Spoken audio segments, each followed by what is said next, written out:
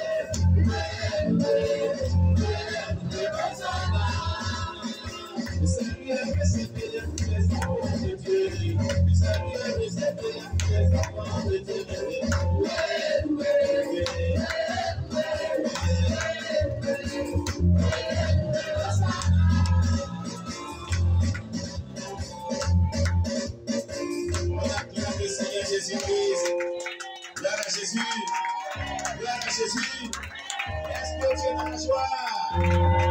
Est-ce que tu es dans la joie? Si tu es dans la joie, acclame le Seigneur Jésus.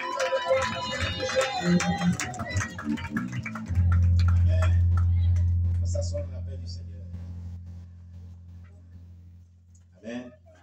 Tu vas vraiment prier le Seigneur pour ce second message. Ce message que le Seigneur va nous accorder encore une fois de plus. Au nom de Jésus, plus de Seigneur. Éternel, merci. Nous te rendons toute la gloire. Toi qui nous accordes la vie, toi qui nous accordes la terre, toi qui combats dans le secret pour nous.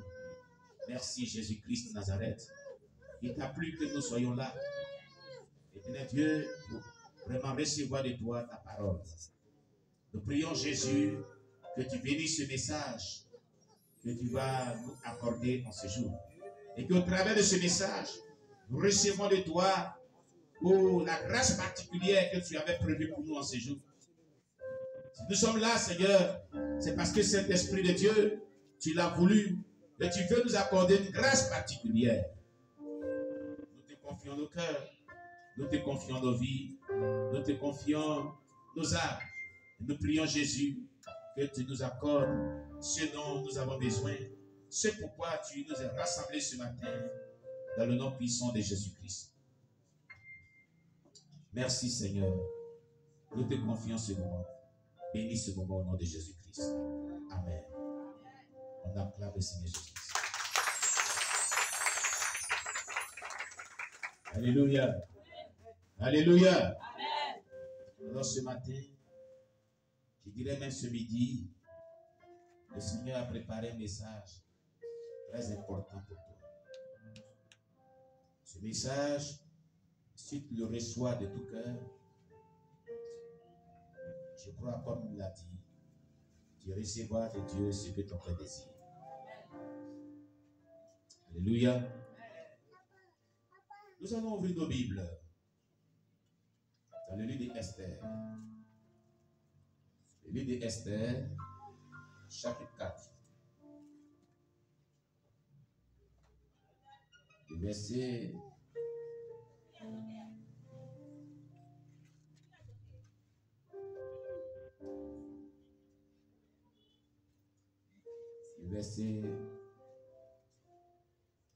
14. Esther chapitre 4, verset 14. Alléluia. Est-ce que nous sommes à la page? Le livre d'Esther chapitre 4, le verset 14.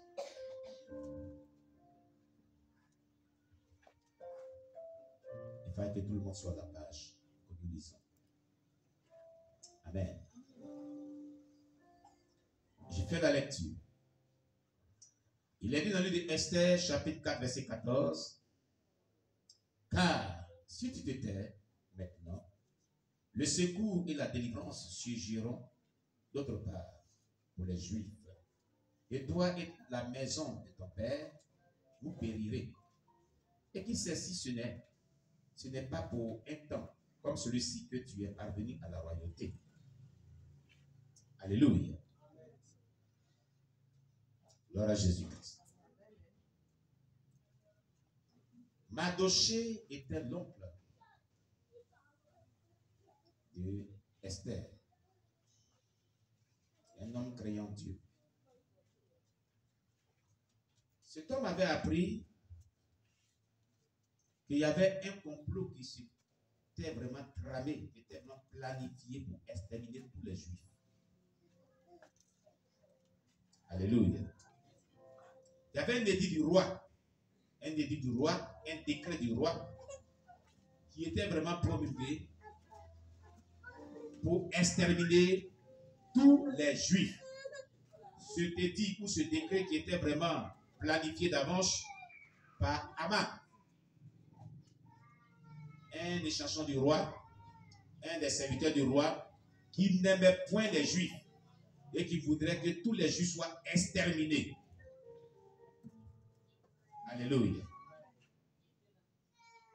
Bien-aimé, l'image de cet homme, Haman, qui est vraiment l'un des serviteurs du roi, je crois bien Cyrus, est l'image des satanistes, est l'image des sorciers, est l'image des démons qui en veulent à ta vie. Qui ne voudraient pas que toi, en tant qu'enfant de Dieu, tu sois vraiment en paix. Qui ne voudraient pas que tu vives une vie pleine de bonheur. Qui ne voudraient pas que tu aies le salut de ton âme. Qui ne voudraient pas que tu jouisses la vie dans le bonheur, dans le Seigneur. Qui ne voudraient pas que tu sois vraiment dans la grâce de Dieu. Mais qui veut te voir être détruit et veut te voir quitter la terre. Elle est l'image de l'esprit des morts. Elle est l'image de la malédiction. Elle est l'image de tout ce qu'il y a de mauvais. Alléluia. De même que les démons ont planifié, ont programmé ta destruction, ont programmé des maladies incurables, ont programmé vraiment l'échec, ont programmé vraiment tout ce qui est nuisible à ta vie, c'est comme ça que cet homme Anam avait planifié, avait programmé la mort de tous les Juifs, la destruction de tous les Juifs. Bien-aimés, j'ai eu des entretiens des personnes ici qui souffrent tellement que, et tout ce qu'ils ont expliqué, c'est l'œuvre des démons qui avaient programmé que ces personnes vivent ce qu'ils vivent aujourd'hui. Alléluia. Cela était planifié dans le monde obscur par Satan, ses démons, ses agents, pour que ta vie soit vraiment dans cet état aujourd'hui. Ce qui t'arrive aujourd'hui n'est pas fortuit. Ça a été planifié, ça a été programmé d'avance par le monde obscur des ténèbres pour que tu retournes dans cet état aujourd'hui. Gloire à Jésus. Est-ce que tu dois savoir que malgré que l'ennemi, le diable, planifie, comme Aman avait planifié la destruction des Juifs, il y a toujours un sauveur. Il y a toujours une solution. Il y a toujours celui-là qui va venir défendre ta cause. Et ce sauveur, c'est le Seigneur Jésus-Christ de Nazareth. Alléluia. Gloire à Jésus. Jésus-Christ, la Bible dit de sa personne que le Fils de l'homme est apparu pour détruire les œuvres du diable. Alléluia. Laisse-moi te dire que si tu crois en Jésus ce matin, toute œuvre du diable, qui est la maladie satanique, toute œuvre du diable, qui sont les démons qui te pourchassent en rêve, toutes œuvres du diable, qui sont les esprits méchants qui mettent ta vie en captivité, qui t'empêchent de rentrer dans le mariage, de sortir de la souffrance, de la malédiction, de la souffrance, de tout ce qui est vraiment blocage et tout ce qui nuit ta vie, la puissance de Jésus-Christ descendra dans ta vie pour te restaurer, pour te libérer, pour arracher ta vie dans les griefs de Satan. Alléluia. Jésus-Christ s'est donné la croix pour que non seulement nous ayons le salut, mais pour que nous ayons la victoire sur tout ennemi à nos vies. Pour que notre vie soit libérée de tout ce qui est démoniaque, afin que nous soyons transportés dans la paix, dans la joie, dans l'amour et dans la jouissance de la grâce que Dieu a prévue pour nous sur terre. Alléluia. Bien-aimé, je vais te dire une chose. Lorsque Mardoché est venu parler de la part du Seigneur, je dirais, à Esther, sa fille, sa nièce, je dirais. Alléluia. Il lui a dit, si tu t'étais, si tu n'agis pas, si tu ne t'élèves pas, si tu ne prends pas des résolutions, si tu ne fais pas vraiment un effort, il ne faut pas penser que tu seras épargné. Ne pense pas que tu seras épargné. Ce qui va arriver là, tu seras concerné. La maison de ton père sera concernée. Alléluia. Alors, qu'est-ce qui va se passer?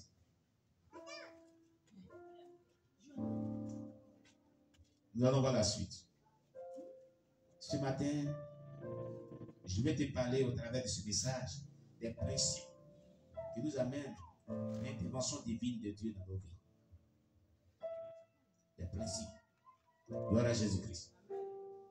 Alors lorsque Esther a entendu cela. Qu'est-ce qu'elle a pris comme résolution? Qu'est-ce qu'elle a pris comme résolution? Nous allons lire la suite. Gloire à Jésus. Amen. Dans le livre de Esther chapitre 4, le verset 16, le verset 15 à 17, il est dit, Esther envoya dire à Mardochée, va, rassemble tous les Juifs qui se trouvent à Suse et jeûnez pour moi, sans manger ni boire pendant 3 jours, ni la nuit, ni le jour. Moi aussi, je jeûnerai de même avec mes servantes. Puis j'entrerai chez le roi, malgré la loi. Et si je dois périr, je périrai. Mardochée s'en alla et fit tout ce qu'Esther lui avait ordonné. Alléluia. Amen. Il y avait un dédit du roi, une loi, ouvrez le bas, une loi qui était promulguée selon laquelle, quand le roi babylonien et tous ses chefs de guerre se retrouvent vraiment en conseil de guerre pendant des semaines, celui qui n'est pas invité là-bas, qui partait dans ce lieu, on le tuait sur le champ. La personne devait mourir sur le champ. Alléluia. Mais, un décret de mort, et c'était dans cette période que Esther devait aller voir le roi, qui est son mari, afin d'intervenir pour ne pas qu'on extermine tous son peuple. La période était mal choisie. C'est une période où sans qu'il rentre vraiment dans ce lieu-là, on te tue. C'est une loi irrévocable. Une loi irrévocable. Donc si Esther allait là-bas, sans une préparation spirituelle,